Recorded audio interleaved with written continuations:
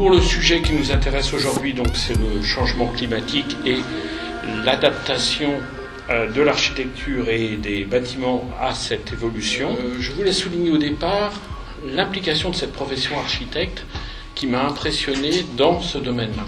À partir des années 2000-2005, les architectes ont pris en main cette notion d'architecture écologique et climatique. Cette démarche écologique ne doit en rien mettre de côté la qualité architecturale.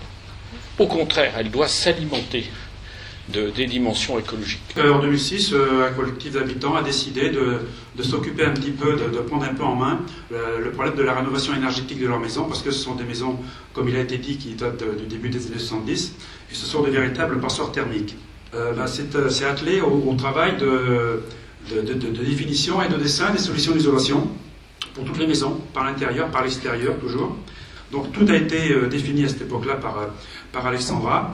Et donc on disposait d'un ensemble de solutions qui étaient applicables à toutes les maisons et qu'on pouvait sans difficulté mettre en œuvre. La première chose qu'il faut faire quand vous avez une opération de rénovation, la première préoccupation, c'est de s'intéresser à l'auteur du projet. C'est une photo du site, donc c'est les anciens abattoirs de Reims. On n'était pas dans l'imitation, on était dans la création, la recherche d'espace, de nouveaux espaces. J'étais pas d'accord pour que ça soit isolé par l'extérieur. Les architectes l'ont fait quand même.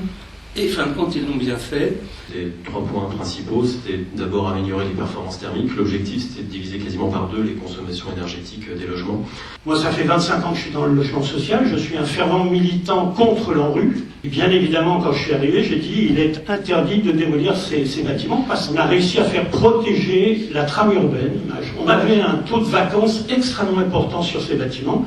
Or, on a sur la métropole bordelaise une file d'attente de 30 000 demandeurs de logements sociaux. Moi, quand j'ai démarré le projet, que j'ai expliqué aux équipes et aux habitants ce qu'on allait faire, ils m'ont regardé comme si j'étais Cyrano qui tombe de la lune.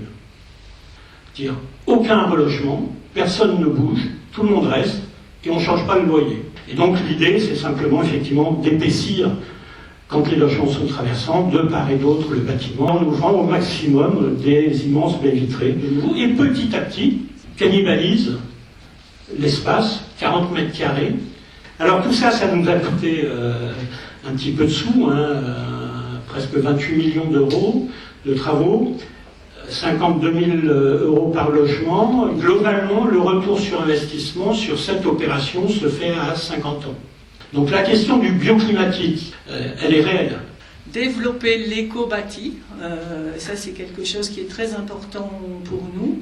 Et la facture énergétique des ménages est très importante dans notre territoire puisque les ménages consacrent environ 18% de leurs revenus à l'énergie. Donc la réhabilitation, comme je vous le disais tout à l'heure, se fait en privilégiant les matériaux locaux traditionnels.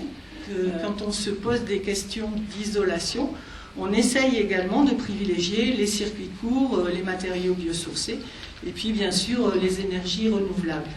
Il y a à peu près un an, c'était en décembre de l'année, en janvier de 2018, avec 2 amis, un qui est un ingénieur, le barbu, l'autre qui est une architecte, on a écrit un manifeste qui s'appelle le manifeste pour la frugalité heureuse.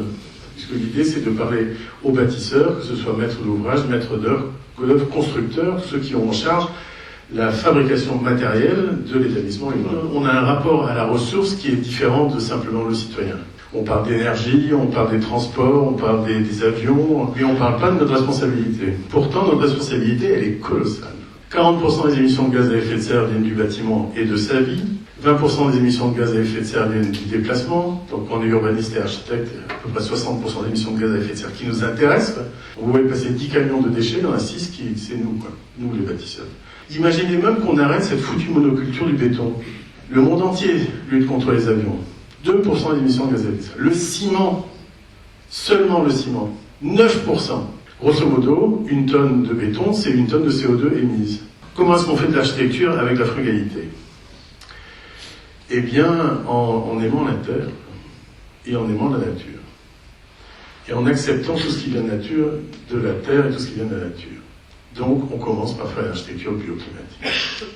Et une architecture que l'on ne pense plus en façade, mais qu'on ne sait penser qu'en coupe. puisque tout l'enjeu, c'est l'échange entre l'architecture, le bâtiment et son environnement.